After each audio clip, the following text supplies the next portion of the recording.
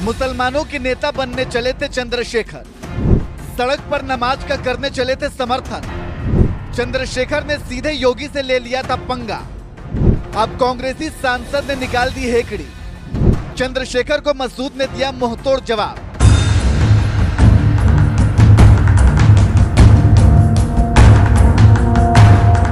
उत्तर प्रदेश की सत्ता संभाल रहे योगी आदित्यनाथ के बारे में कहा जाता है कि वो क्लियर एंड कट बात बोलते हैं।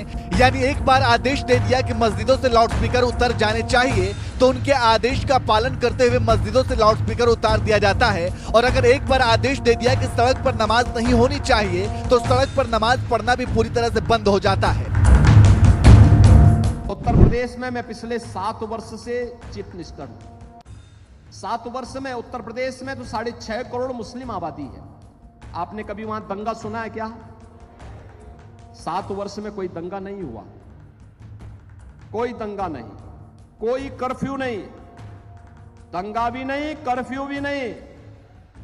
और साथ साथ जितने भी बड़े बड़े माइक लगे हुए थे ना ऊपर, वे सब उतार करके रख दिए गए हैं। सड़क पे कोई नमाज नहीं होती है, अब कोई सड़क पे नमाज नहीं होती है। और मैं आपसे कहने के लिए आया हूं, आपसे ये कहने के लिए आया हूं मैं, बहन और भाइयों, अगर हमने अयोध्या में रामलला को विराजमान किया है तो जितने दंगाई थे, जितने बड़े बड़े माफिया कांग्रेस ने और समाजवादी पार्टी ने वहां पाले हुए थे, इन सब की हमने राम नाम सत्य है की यात्रा भी निकाल दी है। ये सब निकल गए, सब गायब हो गए। कुछ लोग तो बोलते थे कि साहब बस हमें जेल डाल दीजिए। हमने कहा जेल नहीं, तुम्हारी जगह तो जहन्नुम है, जहन्नुम। मुख्यमंत्री योगी आदित्यनाथ का यह बयान बता रहा है कि उनके एक आदेश के बाद मुसलमानों ने सड़क पर नमाज पढ़नी बंद कर दी, लेकिन इसके बावजूद लगता है कि मुसलमानों के नए नए नेता बनने चले नगीना से सांसद चंद्रशेखर आजाद योगी के खिलाफ मुसलमानों को भड़काना चाहते हैं। इसलिए सड़क पर निकलने वाली कांवड़ यात्रा का हवाला देते हुए कह रहे हैं कि हिंदुओं की कांवड़ यात्रा के लिए 20 दिन तक सारे रास्ते बंद कर दिए जाते हैं, अस्पताल बंद कर दिए जाते हैं, तब तो किसी को दिक्कत नहीं होती, तो फिर 20 मिनट की नमाज के लिए आपत्ति क्यों होती है?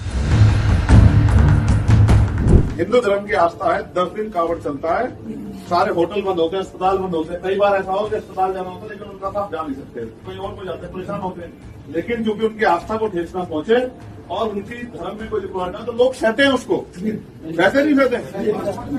लेकिन 20 मिनट अगर ईद वाले दिन नमाज हो रही है तो कह रहे होने नहीं देंगे, ये वहीं पढ़ो, ये वहीं पढ़ो। आप मुझे बताओ, ये सामूहिक होती है, ईदगाह पे होती है, तो सब लोग इकट्ठा होते हैं, तो कह रहे नहीं करने नहीं देंगे, करने नहीं देंगे, ये हो जाएगा वो हो जाएगा। तो क्यों? ये क्या है? देश एक ही धर्म का है, क्या दूसरे धर्म के लोगों की इज्जत नहीं है? बिल्कुल है। क्या उनका सम्मान है? उनकी कोई इज्जत नहीं है? क्या उनका कोई आस्था नहीं है?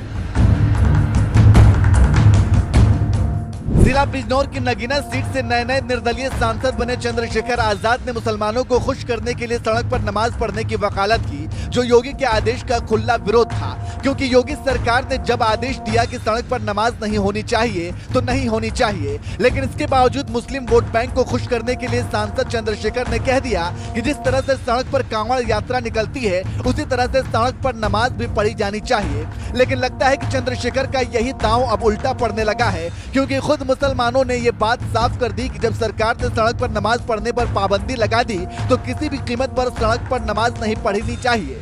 और ये बात किसी आम मुसलमान ने नहीं कही है, ये बात सहारनपुर लोकसभा सीट से कांग्रेस सांसद इमरान मसूद ने खुद कही है। उन्होंने चंद्रशेखर को मुंहतोड़ जवाब देते हुए कहा कि अगर सरकार ने मना कर दिया कि सड़क पर नमाज नहीं पढ़ सकते तो आप सड़क पर नमाज नहीं पढ़ सकते। अल्लाह आपकी नमाज कबूल नहीं करेगा क्योंकि मालिक सरकार है।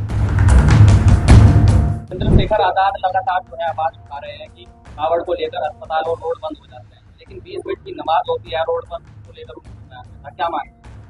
ऐसा है, जो बयान चंद्रशेखर ने दिया उसका जवाब चंद्रशेखर से लेना, समझ गए आप? मुझसे आप जवाब मत दो।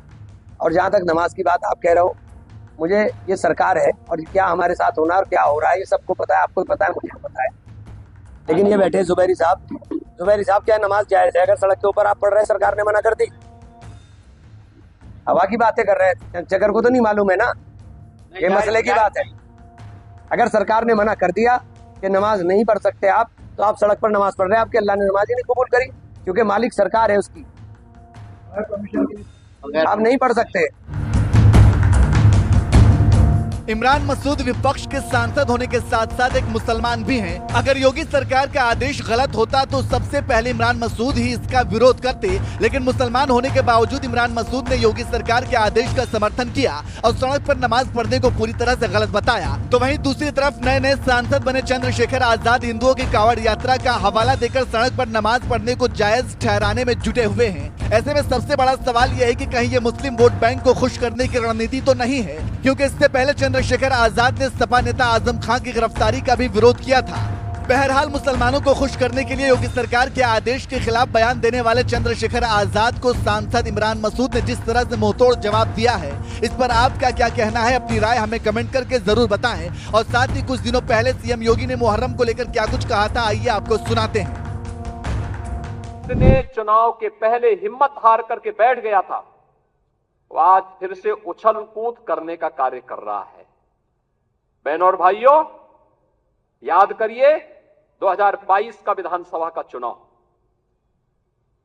2022 का विधानसभा का चुनाव विपक्ष उछल कूद कर रहा था। चुनाव के तत्काल बाद आपने देखा होगा कैसे मारपीट पर उतारू हो गए थे, और तब हर कार्यकर्ता इस बात को सोचता था कि वास्तव में हमारी सरकार का माफिया मुक्त उत्तर प्रदेश का अभियान इन्हीं गुंडों के लिए है, और उस उत्तर प्रदेश को आप सबके सहयोग से आज माफिया मुक्त करने में हमें सफलता प्राप्त हुई।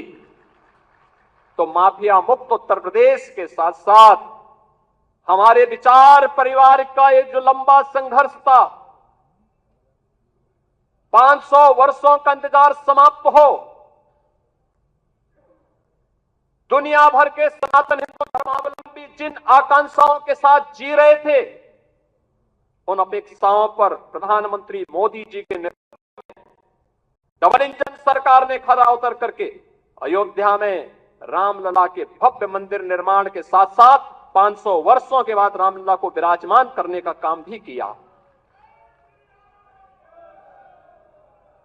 बहनों और भाइयों,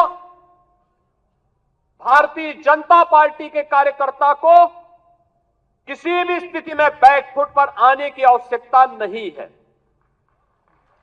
किसी भी स्थिति में नहीं है, क्योंकि आपने कार्य किया है। आप विपक्ष में थे, जनता के मुद्दों को लेकर लड़ते थे। आज जब सरकार में थे तो याद करिए, उत्तर प्रदेश के अंदर सुरक्षा का ये वातावरण आपको आज देखने को मिल रहा होगा। याद करिए, इसी मुहर्रम के समय में सड़कें खाली हो जाती थी, सूनी हो जाती थी। आज मुहर्रम आयोजित हो रहा है, इसका पता भी नहीं लग रहा है। ताजिया के नाम पर घर तोड़े जाते थे, पीपल के पेड़ काटे जाते थे, सड़कों के तार हटाए जाते थे, पुल तोड़ दिए जाते थे। आज कहा जाता है किसी गरीब की झोपड़ी नहीं हटेगी, आज कहा जाता है कोई तार नहीं हटेगा, आज कहा जाता है कि सरकार नियम बनाएगी, पर्व और त्योहार मनाना है तो इन नियमों के अंतर्गत मनाओ और नहीं तो अपने घर में बैठ जाओ।